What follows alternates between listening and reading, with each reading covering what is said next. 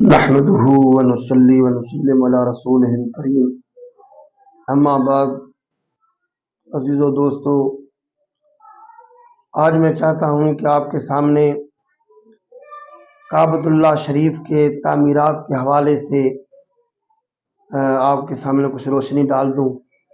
عزیز و دوستو، ویسے اجمالی طور پر تعمیر کعبہ کے ہمیں دو ادوار ملتے ہیں، ایک دور قبل از اسلام اور دوسرا دور بعد از اسلام۔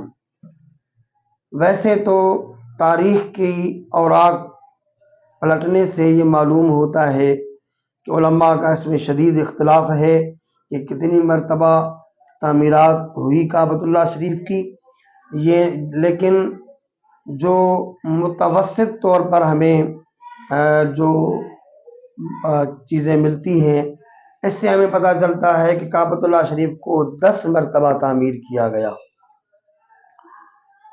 سب سے پہلے کعبۃ اللہ شریف کو اللہ کے حکم سے ملائکہ نے تعمیر کیا، اور پھر جب نوع انسانیت کا آغاز ہوا، حضرت آدم علیہ نبینا علیہ السلام کو اللہ رب العالمین نے بنا کر روح پھونکی، انہیں بھی حکم دیا کعبۃ اللہ تعمیر کرنے کا۔ تو دوسرے مرحلہ میں کعبۃ اللہ کو جو تعمیر کیا، حضرت سیدنا آدم علیہ نبینا علیہ السلام نے تعمیر کیا، اور پھر تیسری مرتبہ میں ان کی اولاد امجاد نے کعبۃ اللہ شریف کو تعمیر کیا۔ یہ 3 مرحلے ہوئے کعبۃ اللہ کی تعمیرات کے، اور پھر چوتھی مرتبہ میں خلیل اللہ حضرت سیدنا ابراہیم خلیل اللہ علیہ نبینا علیہ السلام نے چوتھے مرحلہ میں کعبۃ اللہ شریف کو تعمیر کیا، اور یہ 4 مرحلے ہو گئے۔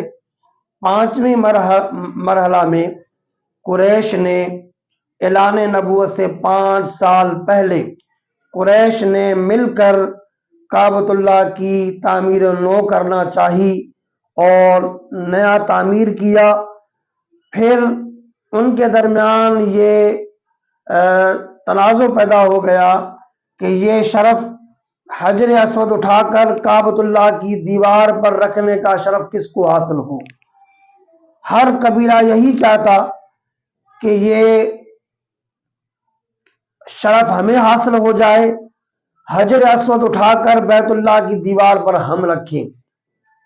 قریب تھا کہ ان کا یہ تنازع جنگ کا روپ اختیار کر لیتا، لیکن ان کے درمیان یہ بات طے پائی کہ کل صبح کو حرم شریف کے اندر صبح سویرے جو داخل ہوگا، یہ شرف ہم اس کے حوالے کریں گے کہ حجر اسود کو اٹھا کر بیت اللہ کی دیوار پر وہ رکھ دیں۔ عزیز و دوستو،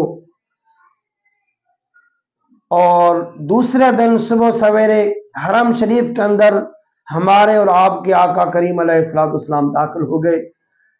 سب مطمئن تھے کہ یہ شخص اس کے لائق ہے، اس لیے کہ نبی علیہ السلام کی امانت، سچائی، دیانتداری، وعدہ وفائی، تمام چیزیں لوگوں کے ہاں مشہور تھیں۔ تمام قبیلے والے اس بات پر متفق ہو گئے کہ حجر اسود اٹھا کر کعبۃ اللہ کی دیوار پر یہ شخص رکھنے کا اہل ہے، یہ اٹھا کر رکھ دے گا، یہ شرف اس سے حاصل ہو جائے۔ حضور علیہ السلام نے سب کا دل رکھنے کے لیے اپنی چادر مبارک بچھائی اور سب کو کہا کہ حجر اسود اٹھا کر اس کے اوپر رکھ دو۔ پھر نبی علیہ السلام نے یہ کیا، فرمایا کہ تمام قبیلے والے اس چادر کے کونے سے پکڑ کر اس کو اٹھاؤ اور اس کو بلند کرو۔ سب اٹھا کر جب انہوں نے اوپر کر لیا، حضور علیہ السلام نے وہ حجر اسود اٹھا کر کعبۃ اللہ کی دیوار پر رکھ دیا۔ تو عزیزو دوستو، شرف حاصل تو نبی علیہ السلام کو ہوا، اس طرح اٹھانے کا شرف نبی علیہ السلام نے تمام قبیلوں کو دیا۔ جو پہلے تنازع جنگ کا روپ اختیار کرنے کے قریب تھا، اب یہ الفت اور محبت میں تبدیل ہو گیا۔ نبی علیہ السلام نے سب کو متفق کر لیا۔ اور چھٹے مرحلے میں قریش کے بعد چھٹے مرحلے میں قبیلہ عمالقہ نے بیت اللہ کو نیا تعمیر کیا، تعمیر نو کیا، اور 7ویں مرحلہ میں قبیلہ جرہم نے بیت اللہ شریف کو تعمیر نو کے ساتھ تعمیر کیا۔ یہ 7 مراحل ہو گئے۔ پھر یزید بن معاویہ کے دور حکومت میں اس نے عبداللہ بن نمیر کو کعبۃ اللہ پر حملہ کرنے، وہاں عبداللہ بن زبیر تھے، ان کو شہید کرنے کے لیے، ان پر حملہ کرنے کے لیے انہوں نے قافلہ روانہ کیا۔ 17 دن کعبۃ اللہ کا محاصرہ رہا اور توپوں سے اور منجیکوں سے ان پر گولہ باری کی گئی، جس سے بیت اللہ کی دیواروں کو شدید نقصان پہنچا اور وہ کمزور پڑ گئیں۔ پھر یزید بن معاویہ کے مرنے کے بعد وہ محاصرہ ختم ہو گیا، وہ واپس چلے گئے۔ حضرت عبداللہ بن زبیر رضی اللہ تعالیٰ عنہ نے 8ویں مرتبہ بیت اللہ کو تعمیر کیا، تعمیر نو کے ساتھ تعمیر کیا، اور یہ 8 مراحل ہو گئے۔ پھر جب ان کا یزید بن معاویہ کے بعد ان کی طرف سے مقرر ہوا عبد الملک بن مروان، اس نے پھر بہت بڑا لشکر بھیجا۔ اس لشکر نے بیت اللہ پر حملہ کیا، جس میں عبداللہ بن زبیر شہید بھی ہو گئے، اور پھر انہوں نے 9ویں تعمیر کے ساتھ، اور یہ قافلہ آیا تھا حجاج بن یوسف ثقفی کے قیادت میں آیا تھا۔ پھر انہوں نے جو ہے عبداللہ بن زبیر کو شہید کیا، اور 9ویں مرتبہ حجاج بن یوسف ثقفی نے کعبۃ اللہ کو تعمیر کیا۔ پھر جب سلطنت عثمانیہ آئی، سلطنت عثمانیہ کے سلطان مراد خان نے 10ویں مرتبہ بڑے شاندار انداز میں اور بڑے خوبصورت تعمیر کے ساتھ 10ویں مرتبہ سلطنت عثمانیہ کے سلطان مراد خان نے کعبۃ اللہ کو تعمیر کیا، اور شاندار تعمیر بھی کیا، اوپر غلاف بھی چڑھایا، اور یہ 10ویں مرتبہ تعمیر تھی جو اب آپ اور ہمارے سامنے تعمیر موجود ہے۔